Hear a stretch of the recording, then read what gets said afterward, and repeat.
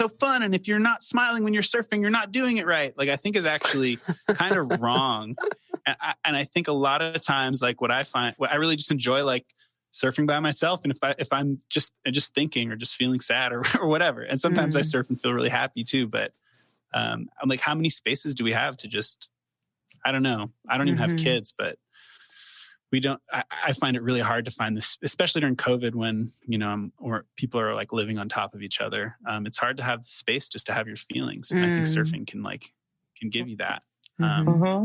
Yeah, I think also speaking to the stigma is that's part of the stigma is that I think the surfing is you're supposed to be stoked the whole time, right? And you're just like the stereotype is the smiley happy. And so if you're not that, then you probably shouldn't raise your voice is maybe is part of that stigma, right? Just stay stoked and shut up. Yeah.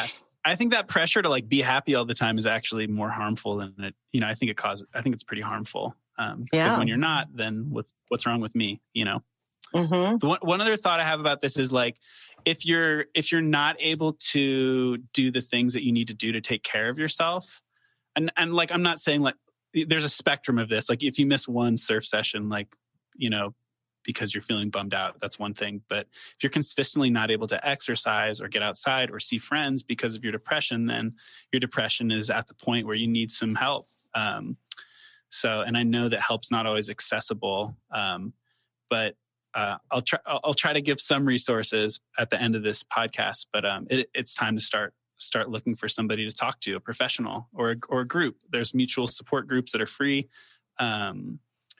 So yeah, you might not be able to do it on your own. And I think that's like a good cue. I can't do the things I need to take care of myself. Time to get help. So I saw some of the resources. I'm glad you're listing that because that is also a barrier. It's a real barrier that people don't want to get a therapist because I don't have enough money. But I like that you're listing these other other low cost options.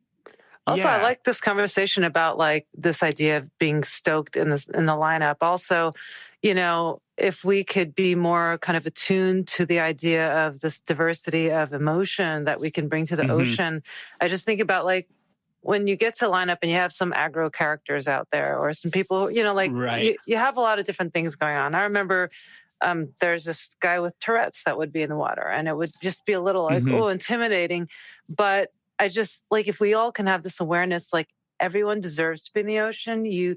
Like even the people who are aggro, maybe they're working something out. I mean, sometimes you need to like butt heads with them, but just like to let them be and to express what they need to express, just this kind of like greater acceptance of the diversity of everything in the water, just beyond just like our ethnicity and race and gender and whatnot, but also in terms of like our emotional landscapes, I think is, in terms of accepting all of us as a community in the water as well. Like you said, to go to the ocean, that's a really good point. If you want to drift off and just stare at the gray sky, like that's your experience. And it doesn't have to be like, come on, get back here and like do this or whatever it is. Or always to reprimand people who aren't like behaving in the, stoked way or aggro way or whatever it is, whatever is homogenous, I think that's right.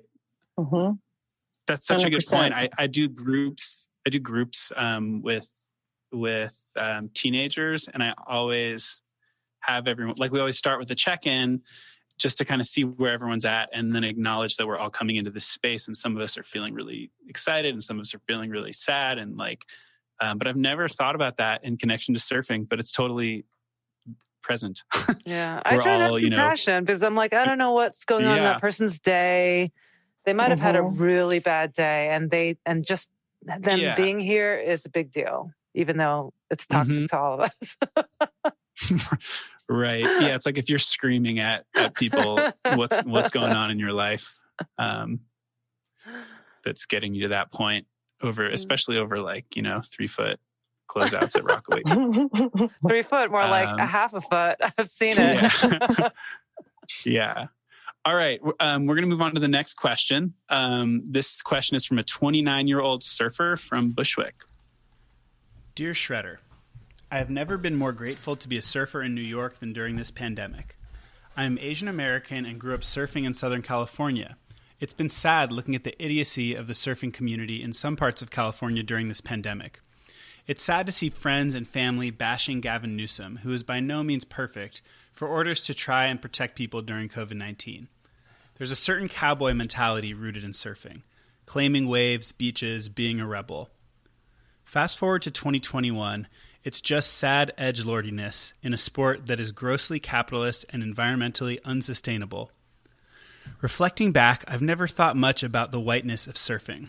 Recently, I've remembered being called, and he uses a racist term for Asians that I'm not going to repeat. Recently, I've remembered being called blank in lineups and blatant disrespect for etiquette in the lineup. It seems that most people think Asians are kooks and are okay to burn. In all this, I've wanted to speak up towards friends and family who are socially liberal but generally conservative as fuck when it comes to surfing, masks, stay-at-home orders. When we look at surfing's history, it's rooted in the colonization of Hawaii, neo-Nazis, and shitting all over Indonesia. I want to talk to these friends, who are mostly white, but I don't want to make it about race. But maybe I do. What do you think, Shredder? Sincerely, Unpacking. There's a lot there, but I think it's interesting the parallels of being Asian American and, as a woman, both of those culturally are, you're told not to speak up. And it's just not really encouraged to be doing what he's asking, should I speak up? And I think it's just it's easier said than done. But I think what the Me Too movement has really brought to light for me is because I just remember having a conversation with two other women, very successful professional women, and we were talking about some of our experiences, and in all of them we were like, did you say anything? And like none of us in the moment said anything.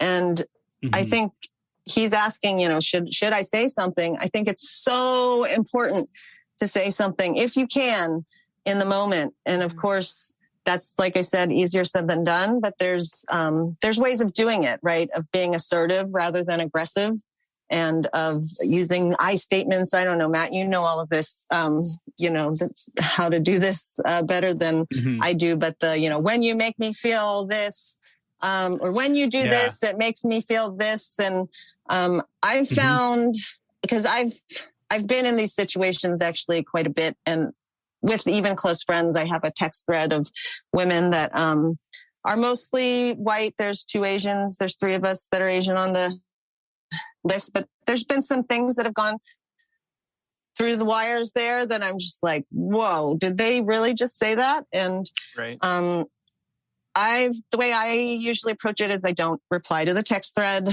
I just have a private conversation with the person and just being like, when you said that, it makes me feel this. And I think usually they don't even realize it.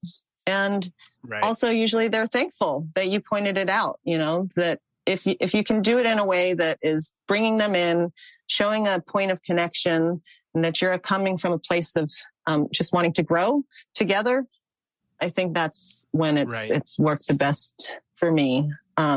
If you are, but if you just, but it's not going to change. Things aren't going to change if you don't speak up. It's just not. Yeah. What do you think? Yeah.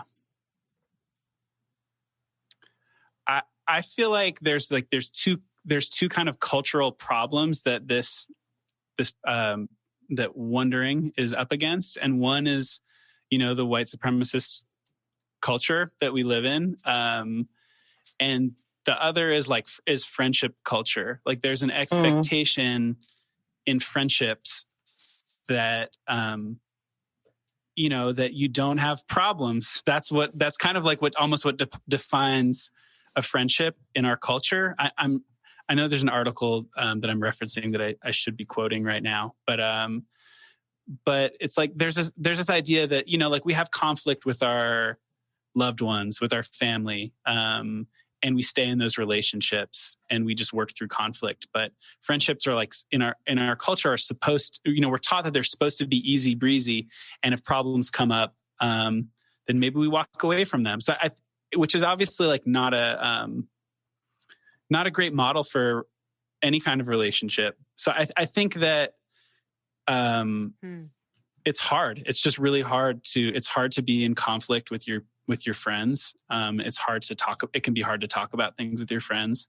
And it sounds like this person who wrote this letter is talking about mainly their white friends and being an Asian person and like, bringing something up that's going to be uncomfortable, even with nonviolent communication, even with communicating in I statements, like it's likely that the white people who you're talking to it's possible that they could be defensive. They could have a defensive reaction and that it could cause some friction and tension. And that's just like hard. And it shouldn't be your job to deal with it. Unfortunately, excuse me. Unfortunately, it sounds like you're the only one in this, or you're the one in this group of friends that's aware of the problem and sort of the position of the people who are saying these edgelordy things, or have this perspective. So it kind of falls on you, but it shouldn't be that way. Mm-hmm. I guess I just want to say it's hard. Yeah, and it's hard. And from the perspective of the person, calling someone out, I think it's also important to remember that just people are complex, and you can be more than one. You can be both liberal on some issues and then super conservative on others. I mean, Asian Americans as a whole are very, there's also a large faction of very conservative Asian Americans. Yeah. And that hopefully your friendship is at a point where it's okay for there to be those complexities and differences. I guess the reality is that some of these things will eventually divide you or show you who people are. And, maybe that's a good thing. But it's interesting, Matt, like you were saying, like it's like this overall culture of like, it's almost like single-use plastic, right? You just just cut you off, or the idea of like cancel culture, right? It's just like, we don't go deeper than like, oh, that's what you believe in. We're just going to cut you off. You're toxic to me, overdone. And I understand that also. Right. Sometimes you need to draw lines. But like our families, right? We can't just disown family members. They come with all kinds of other baggage, and you have to accept it. And through that, you grow. So that is great. But I wonder how we could do that with friends and not have the onus of changing someone always, or, addressing all these things be from the person who's subject to it, like that's just exhausting, Totally. So finding allies, I think that's also part of it, is maybe finding someone who is like-minded and can talk to them instead of you, or can talk together or figure out a way how to address it together. Right. Yeah, but I'm from like this, the story. Yeah. Oh, go ahead. No, I think just nothing's going to change if we don't speak up. And I say that, and I've done, and yet I already gave you an example of when I didn't, heard someone talking about me being crazy and didn't say anything. So it's so much easier said than done. No, you do it when you can. Again, don't, exactly. You do it when you can. Yourself, and don't do it when you're in harm's way. Also, like, that's a good point. That's a good point, that you could be putting yourself in harm's way. Yeah. Right. Yeah. Yeah. And clearly, like this story that they're telling about being a kid and being called racial epithets while surfing in LA, like you're surfing in I think about surfing in San Francisco and like homophobic slurs being thrown at me or my friends in the lineup. And like San Francisco is like the queer capital of the world, and that's the way people treat each other. People treat people in the lineup. And this kid being in LA, or when he was younger being in LA, I just think it's really a powerful story, just a reminder what people are dealing with. And I'm really appreciative that they shared it with us. I also think there's this question of like, the end question is like, I don't want to make it about race, but maybe I do. I think that it's not just about race, like using the approach Sachi recommended of speaking, like, you know, just sharing the data of what happened, sharing the feeling that it gives you, and then sharing your thoughts about it, how you interpret what happened. And including race as part of that. You know, it sounds like from this